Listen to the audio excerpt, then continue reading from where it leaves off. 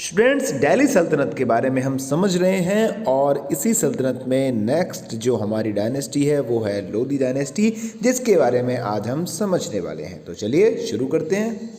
Lodi dynasty के rulers के बारे में हम समझेंगे। सबसे पहले बहलोल लोदी की बात आती है, सिकंदर लोदी है, इसके बाद है इब्राहिम लोदी। इंडिया में लोदी डायनेस्टी की नींव बहलोल लोदी के द्वारा रखी गई थी और ये अफगान कंट्री से बिलोंग करता था। इसके बाद जो सिकंदर लोदी है वो राजा बनता है, जो कि इसका बेटा होता है और वो काफ़ी अच्छा राजा माना जाता है, बहुत अच्छा स्कॉलर था। साथ ही जो सिकंदर लोदी था उसने लोदी डायनेस्टी को री एस्टेब्लिश्ड किया, मतलब कि दोबारा से उसने प्रोग्रेस की अपने डायनेस्टी को आगे बढ़ाने के लिए। उसने जो अपनी बाउंड्रीज थी उसे जौनपुर, बिहार और उसके बाद बंगाल तक लेकर गया। साथ ही बंगाल में जो वहाँ के राजा थे उनसे एक ट्रीटी साइन करवाई और वो ट्रीटी थी non aggression with the sultan of Bengal's, मतलब कि वो बंगाल के जो रूलर हैं उनके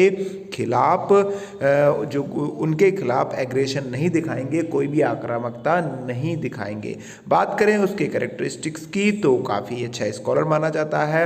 उसने बहुत सारी पोएम्स लिखी हैं पर्शियन लैंग्वेज में और उसने अपनी जो बाउंड्रीज हैं वो पंजाब से लेकर बंगाल तक फैलाई थी। 1517 में सिकंदर लोदी का बेटा इब्राहिम लोदी राजगद्दी पर बैठता है और उसके बैठते से ही उसने काफ़ी ज़्यादा स्ट्रगल किया था, क्योंकि जब उसने देखा कि उसके जो नोबल्स हैं, उसके जो कर्मचारी हैं, विद्वान लोग हैं, वो उतने अच्छे नहीं हैं। और साथ ही उसने जब ये पता किया, ये रियलाइज़ किया कि जो उसके नोबल्स हैं वो उसे लाइक नहीं करते हैं, तो उसने जितने भी पुराने नोबल्स थे उनको हटा के नए जो प्रोमिनेंट थे, जो प्रमुख बुद्धिजीवी थे, उनको रखा और बाकी को पनिशमेंट देना शुरू कर दिया। बहुत सारे रिबेलियंस उसने फेस किए। राजद्रोह जिसे कहा जाता है, जब आपके ही कर्मचारी, आपके ही लोग आपके साथ गद्दारी कर लेते हैं।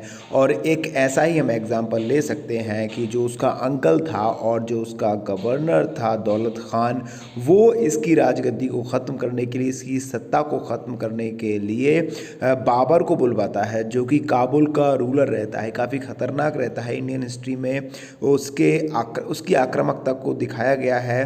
काफ़ी सारे टेम्पल्स उसने डिस्टर्ब किए हैं, डिस्ट्रॉय किए हैं। तो इब्राहिम लोदी को ख़त्म करने के लिए, उसके साम्राज्य की समाप्ति के लिए वो बाबर को बुलवाते हैं और इसी के कंसिक्वेंटली क्या होता है, 1526 में जो फर्स्ट बैटल ऑफ पानीपत है, पानीपत की जो पहली लड़ाई है वो हुई थी, जिसमें कि इब्राहिम लोदी की डेथ हो गई थी। और इसी के साथ जो दिल्ली सल्तनत है वो यहीं पर ख़त्म हो जाती है और यहाँ से शुरू होता है मुग़ल रूल। अब हम समझेंगे कॉजेस ऑफ डिक्लाइन, जो उनकी समाप्ति हुई, जो उनका अंत हुआ, उसके रीज़न क्या थे, उसके कारण क्या थे।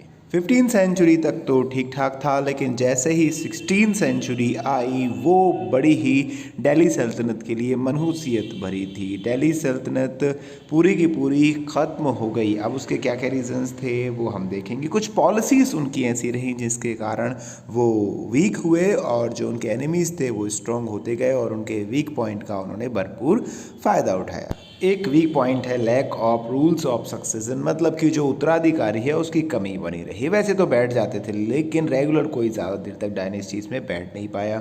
रीज़न ये हुआ कि चाहे वो रिबेलरीज हों या फिर जो सुप्रीमेसी को लेकर आपस में ही रिलेटिव्स के स्ट्रगल रहे हों, जिसके कारण कोई भी स्ट्रॉन्ग नहीं बन पाया और जेलसी के कारण इसका नुकसान उनको उठाना पड़ा। पावर्स ऑफ द नोबल्स, मतलब कि जो नोबल्स की शक्तियाँ थी, जो उनके मंत्री वगैरह रहते थे वो ज़्यादा स्ट्रॉन्ग रह जाते थे। कई बार जितने की रूलर नहीं होते थे, कोई वीक रूलर हो गया और उसके मंत्री स्ट्रॉन्ग हो गए तो पॉलिसीज़ किसकी चलेंगी, उन्हीं मिनिस्टर्स की, उन्हीं नोबल्स की।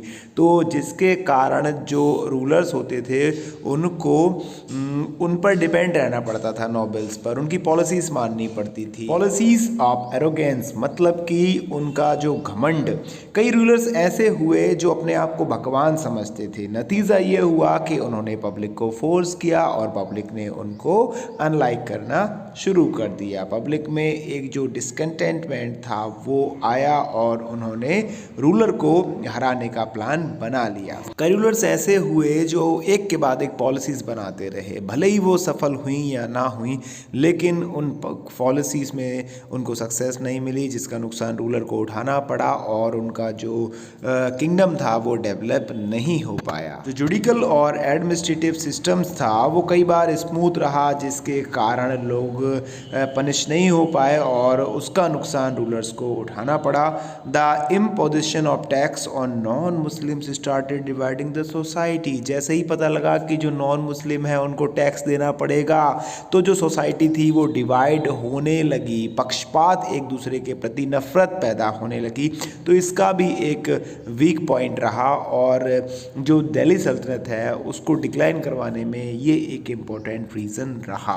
तो इस तरह से जो दिल्ली सल्तनत है उसकी डिक्लाइनिंग हो गई और यहाँ पर आज का हमारा ये टॉपिक ख़त्म होता है। आई होप आपको ये वीडियो पसंद आई होगी। अगर आपको अच्छी लगी है तो लाइक करिए, सब्सक्राइब करिए हमारे चैनल को।